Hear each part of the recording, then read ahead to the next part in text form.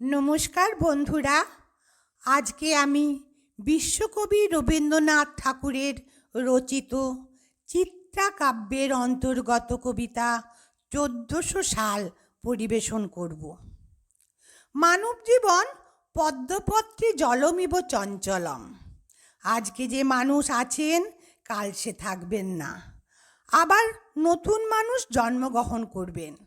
সময় পাল্টাবে, চিন্তা ভাবনা পাল্টাবে, নতুন চিন্তা ভাবনার আনাগোনা চলবে। কিন্তু সকল কবি, সকল শিল্পী চান তাঁর সৃষ্টি অমরত্ব লাভ করুক। কিন্তু সব সৃষ্টি তো অমরত্ব লাভ করবে না। আমাদের কবি রবীন্দ্রনাথ ঠাকুর বিশ্বকবি। তিনি জানতেন তাঁর চিন্তা ভাবনাকে ১০০ বছর পরেও কোনো কবি বা পাঠক কিভাবে গ্রহণ করবে। ১৩০২ সালে কবি কবিতাটি লিখেছেন প্রায় ১০০ বছর আগে।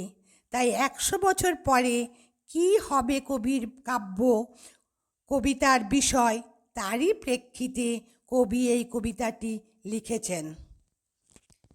আজি হতে শতবর্ষ পরে কে তুমি পড়িছ বসে আমার কবিতাখানি কৌতূহল ভরে। আজি হতে শতবর্ষ পরে, আজি নববসন্তের প্রভাতের আনন্দের লেশমাত্র ভাগ। আজিকার কোনো ফুল, বিহঙ্গের কোনো গান, আজিকার কোনো রক্তরাগ। অনুরাগে সিক্ত করি পারিব কি পাঠাইতে তোমাদের করে, আজি হতে শতবর্ষ পরে। তবু তুমি একবার খুলিয়া দক্ষিণ দ্বার বসি বাতায়নে, সুদূর দিগন্তে চাহি কল্পনায় অবগাহি। ভেবে দেখো মনে একদিন শতবর্ষ আগে চঞ্চল পুলক রাশি কোন স্বর্গ হতে ভাসি নিখিলের মর্মে আসি লাগে। নবীন ফাল্গুন দিন সকল বন্ধনহীন উন্মত্ত অধীর। উড়ায়ে চঞ্চল পাখা পুষ্পরেণু গন্ধ মাখা। দক্ষিণ সমীর সহসা আসিয়া তরা রাঙায়ে দিয়েছে ধরা যৌবনের রাগে তোমাদের শতবর্ষ আগে। সেদিন উতলা প্রাণে হৃদয় মগন গানে কবি এক জাগে।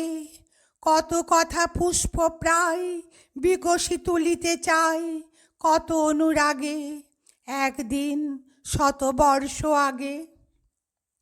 আজি হতে শতবর্ষ পরে এখন করিছে গান সে কোন নূতন কবি তোমাদের ঘরে। আজিকার বসন্তের আনন্দ অভিবাদন পাঠায়ে দিলাম তাঁর করে। আমার বসন্ত গান তোমার বসন্ত দিনে ধ্বনিত হউক ক্ষণতরে। হৃদয় স্পন্দনে তব ভ্রমর গুঞ্জনে নব পল্লব মর্মরে। আজি হতে শতবর্ষ পরে।